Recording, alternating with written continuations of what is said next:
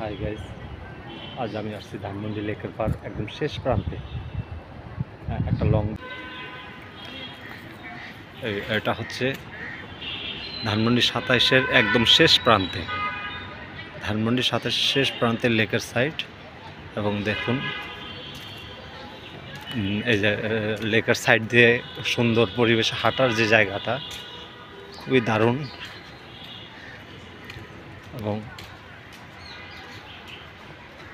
ভিউগুলো এক্সিলেন্ট। যদিও লেকটা অনেক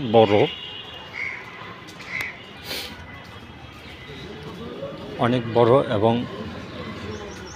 আমরা ঠিক এই ব্রিজটার উপরে উঠব। এবং এটা হচ্ছে ধানমন্ডি ২৭-এর সাইডেই। আসলে এই লেকটা এমনভাবে পড়েছে, ধানমন্ডি পুরো বিস্তৃত এরিয়া নিয়েই এই লেকটা তৈরি হয়েছে।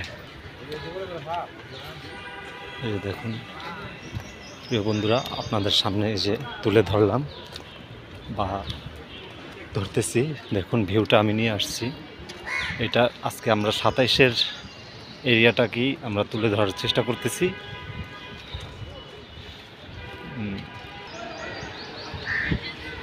এটা হচ্ছে সেই দিক নির্দেশনার আলোতেই আমি আজকে এই ভিডিওটি তুলে ধরার চেষ্টা করতেছি।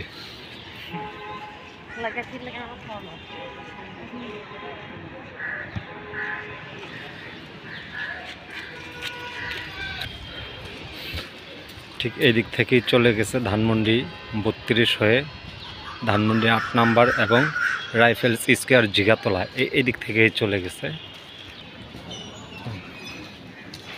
দেখুন আমি কিন্তু ওই একই জায়গায় আছি, আসলে ধানমন্ডি ২৭ এরিয়াকে তুলে ধরার চেষ্টা করতেছি। এই যে এই ব্রিজটা এবং লেকের দুই সাইডই আসলে হাঁটার যে পরিবেশ এবং দেখতে জোশ লাগছে। সারি সারি গাছগাছালি দেখুন আপনারা। এটা হচ্ছে ধানমন্ডি লেক, যে বিস্তৃত এরিয়া নিয়ে ছুটে চলেছে এই লেকের ধারাবাহিকতা। এটা গিয়ে ঠেকেছে জিগাতলা, ধানমন্ডি ৮ নাম্বার এবং ৩২ নাম্বার, এবং বিস্তৃত এরিয়া নিয়েই এই লেকটি তৈরি হয়েছে। দেখুন আমি ঠিক এপার থেকে এখন আবার আমি আমার গন্তব্যে চলে যাচ্ছি। এই সাইডেও লেক এবং এই সাইডেও লেক।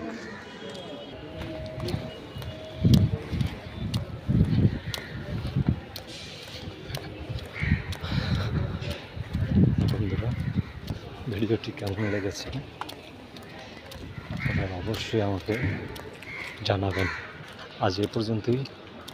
আল্লাহ হাফেজ।